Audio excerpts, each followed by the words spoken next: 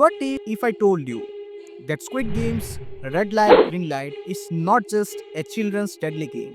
What if it's actually a profound metaphor for life itself? Our struggles, our fears, and even our spiritual awakening. Think about it when society tells you when to move, when to stop. We follow rules without question. But what happens if we wake up and start thinking for ourselves? In this game, players move only when told. If they disobey, they are eliminated. Sounds extreme, right? But isn't that what life feels like?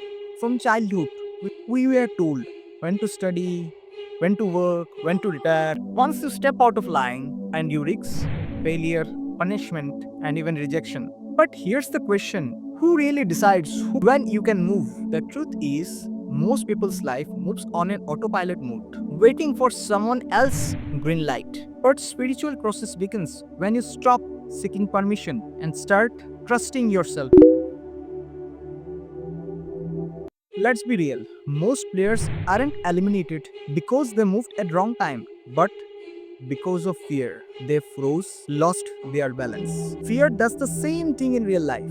Fear of failure stops people from chasing their dreams. Fear of judgment silences our true selves. Fear of change keeps us stuck in the toxic relationship cycle. But here's the truth: the moment you stop fearing and letting it control you, you become unstoppable. Spiritual awakening is not about avoiding fear, it is about making yourself well equipped to work through it with faith.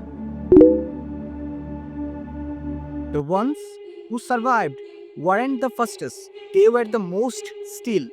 They understood something powerful, that panic leads to destruction, but stillness leads to clarity. In life, rushing blindly leads to suffering, but those who master stillness master themselves.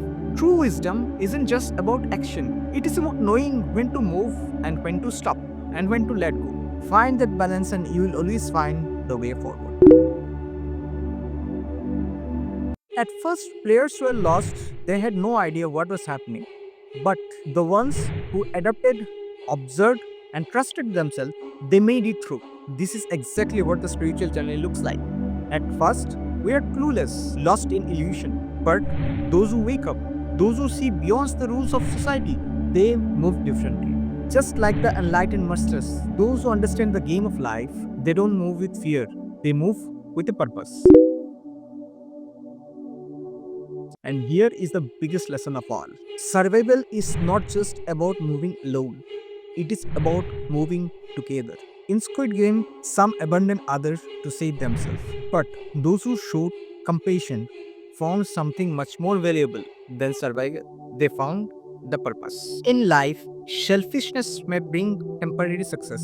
True fulfillment comes by lifting others, because in the end, we don't walk this path alone, we work with others.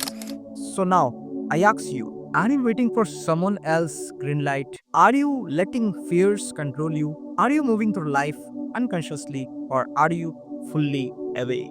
Because Squid Game is not just a show, it is the reflection of life.